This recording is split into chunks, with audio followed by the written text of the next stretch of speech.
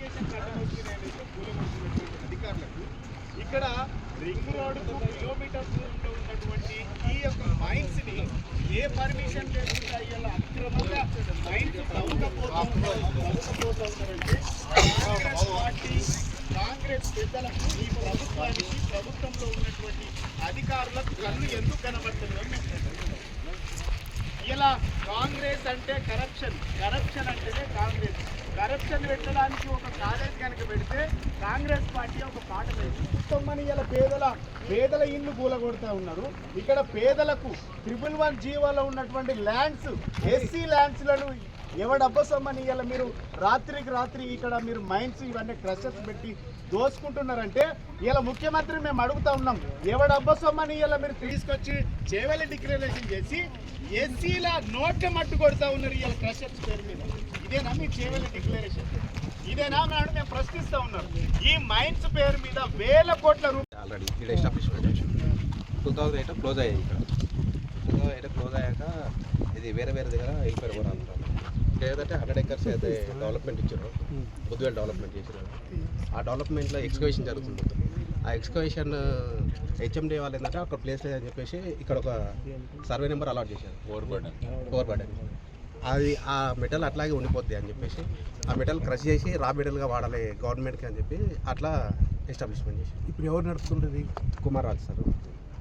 ఎక్కడ ఆ నెంబర్ ఎంత? నెంబర్ 9348.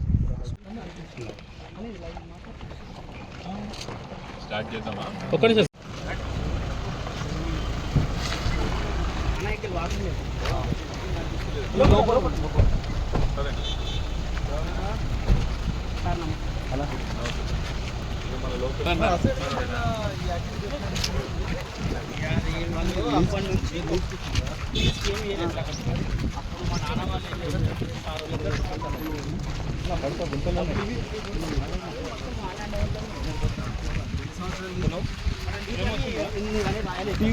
వస్తే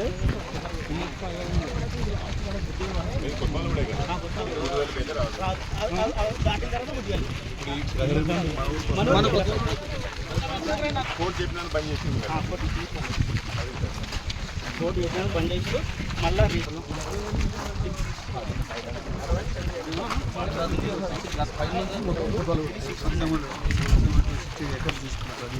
మీరు 111 జీవోలో is anything as such is allowed అని అడగాలి.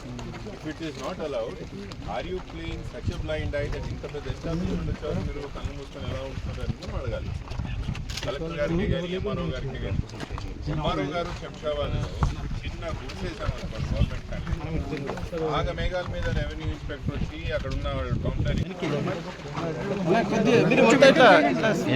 మీరు అందరు కనిపిస్తారు, ముందుకు వస్తే ఎవ్వరు కనిపించారు. వెనకాల జరగండి అన్న, వెనకాల జరగండి వెనకాలకి మంచిగా అట్లా ఉండండి వెనకాలకి. పేపర్లు తీసుకురా బాబు.